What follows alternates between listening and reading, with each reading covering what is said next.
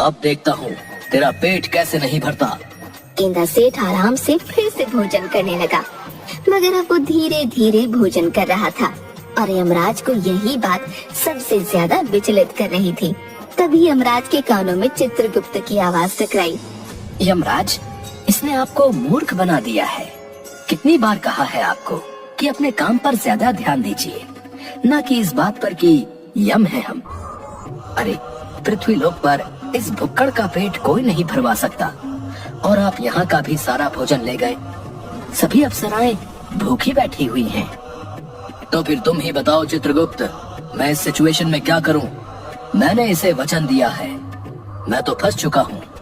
अरे, वचन के बाद में ईश्वर से क्षमा मांग लेना, इसकी भोजन करते ही प्राण खींच लो। शायद तुम सही कहते हो, मुझे इस मनुष्य ने मूर्ख बना दिया है। इसे इसकी सजा जरूर मिलेगी, क्योंकि शायद ये अभी तक नहीं जानता कि यम है हम।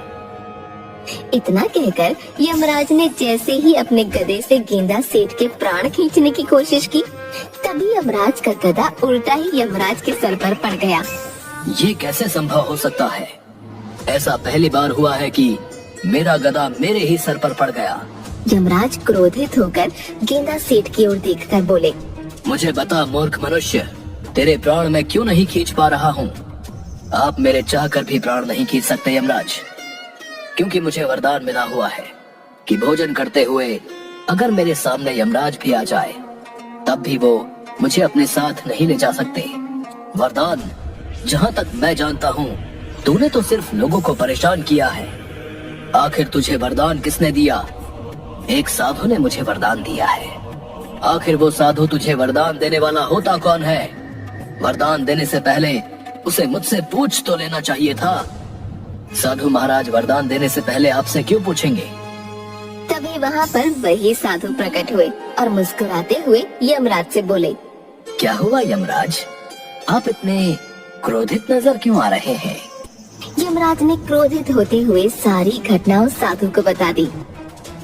आपको कुछ गलत फहमी हो गई है यमराज।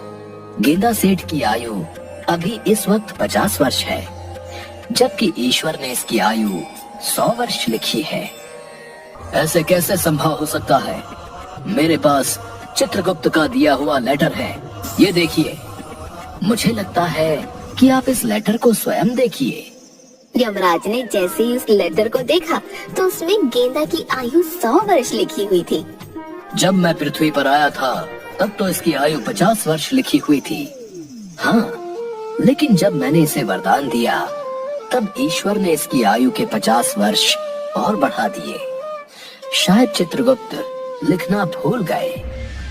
ठीक है गेंदा सेठ, अभी तो मैं जाता हूँ, लेकिन 50 वर्ष बाद मैं जरूर आऊंगा, और उसके बाद मैं तेरी बातों में नहीं आऊंगा। वो सब तो बहुत बात की बात है यमराज, लेकिन आप जो भोजन लेकर आए हैं वो बहुत ही स्वादिष्ट है। इतना स्वादिष्ट भोजन तो मैंने पृथ्वी लोक में भी नहीं खाया। क्या आप थोड़ा सा भोजन और ला सकते हैं? गेंदा सेठ की बात सुनकर यमराज क्रोधित हुए और वहाँ से गायब हो गए, साथ ही साथ साधु भी। जो भी हो, इतना तो मुझे पता लग गया है कि दूसरों की सहायता जरूर करनी चाहिए। आज सुबह मैंने साधु महाराज की सहायता की और देखो कितना अधिक मुझे भोजन खाने को मिला। भोजन समाप्त करके गेंदा सेठ आराम से वहाँ पर खर्राटे लेकर सो गया।